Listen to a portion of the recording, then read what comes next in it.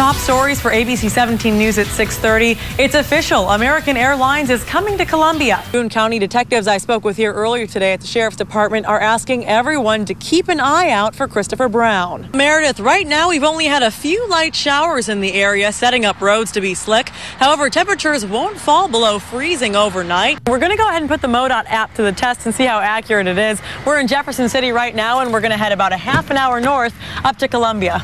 I joined some mid-Missouri families on a tree lot here in Columbia, and I bought a Christmas tree, but instead of bringing it home with me, I brought it here to see how quickly it could start on fire. None of the 13 linemen were injured, which was a big concern for many families who say they were working in heavy rains in Ohio, and they made it just in time to New Jersey for that snowstorm that hit them as well.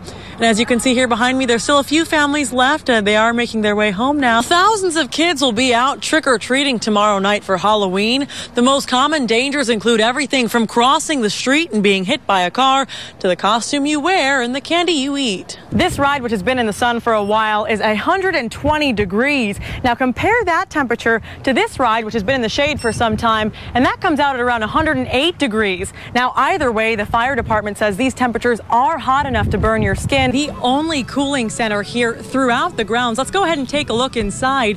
Event organizer Tracy Mulligan says about 1,400 people can fit in here.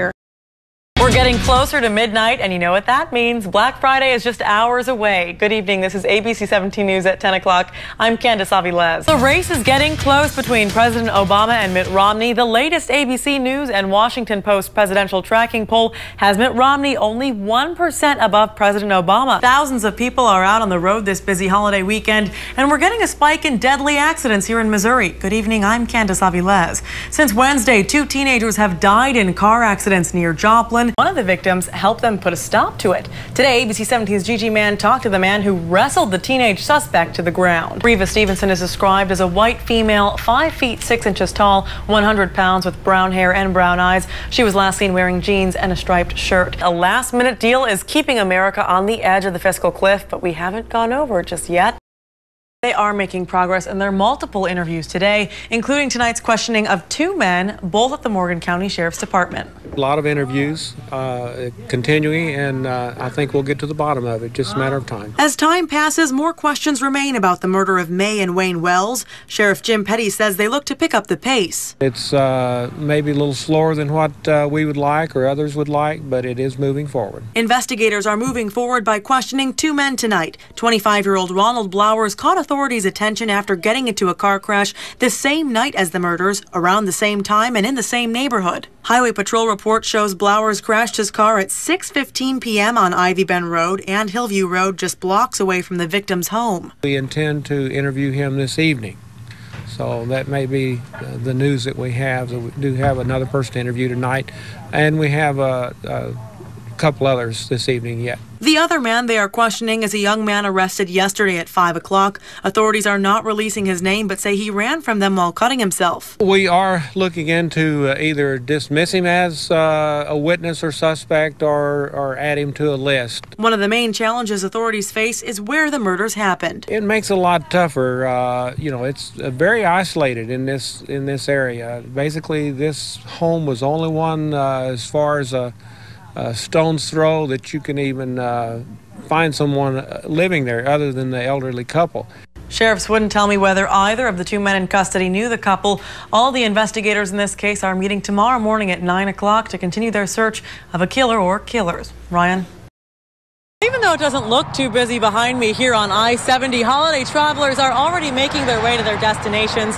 But more drivers on the road means more risks for accidents. So here are some helpful ways to get to your destination safe and faster. I'm driving to Chicago with my aunt. I'm going to go to my other grandparents' house in Tennessee, and that's about 6 hours away. It's that time of year, holiday drivers hitting the roads. But MoDOT Sally Oxenhandler says more drivers means more dangers. We always see more people on the road, and with that comes the chance for an increase in accidents. But MoDOT wants to help drivers avoid accidents and other hazards, so officials created a smartphone app. We're going to go ahead and put the MoDOT app to the test and see how accurate it is. We're in Jefferson City right now, and we're going to head about a half an hour north up to Columbia.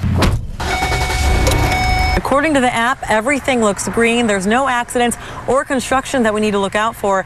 So if everything goes according to plan, we should get there around 5:10 p.m. The app breaks down both major and rural Missouri highways. It also shows you street views of busy intersections from MoDOT's live cameras. We're about halfway to Columbia, and everything is still green on the map, and it's true. We haven't seen any accidents or any construction problems so far, and we're making good time. Even though the app saves time, MoDOT has one main concern with it. We never recommend that people look at the app while they're driving. That's something, again, they need to do before they begin their travels or pull over. We're back in Columbia now, done with our half-hour road trip from Jefferson City, and it took us a little longer than half an hour. It's about 5:20, but otherwise the MoDOT app was very accurate with showing no accidents along the way. Drivers I spoke with say this app is something they'll use. I would definitely get that. Absolutely. If I can really cut down those 7 hours, or just know in advance, okay, if there's an accident, I'm not held up maybe 9 or 10 hours. So that would definitely be great.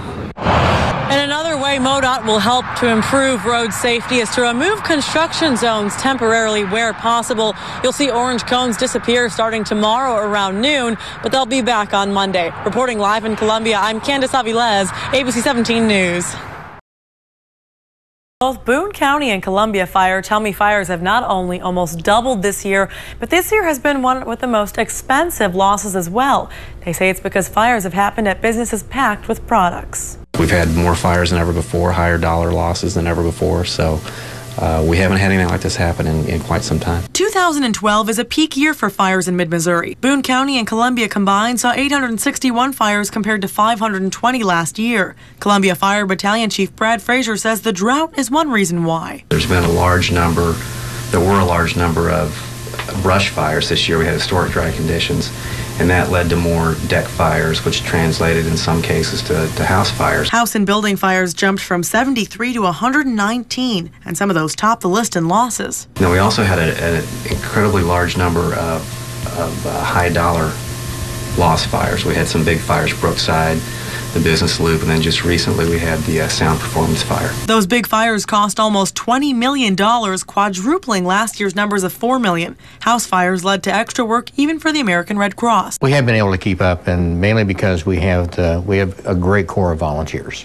Our volunteers are really the boots on the ground for us. Frazier says resource-wise, various fire investigators are in high demand. In the case of these big fires, you've got total destruction, and everything is destroyed, so it's a very different investigation. Despite fire numbers drastically increasing, Frazier says he doesn't expect any changes to the city's fire codes. We're very comfortable that we've got good fire code regulations in place to keep our community safe. Unfortunately, these things can happen. Now, I asked for the status of the investigation on the Sound and Performance fire. The Columbia Fire Department says there's nothing new to report yet. It's still an active investigation, but they hope to release more information within the next week. Meredith.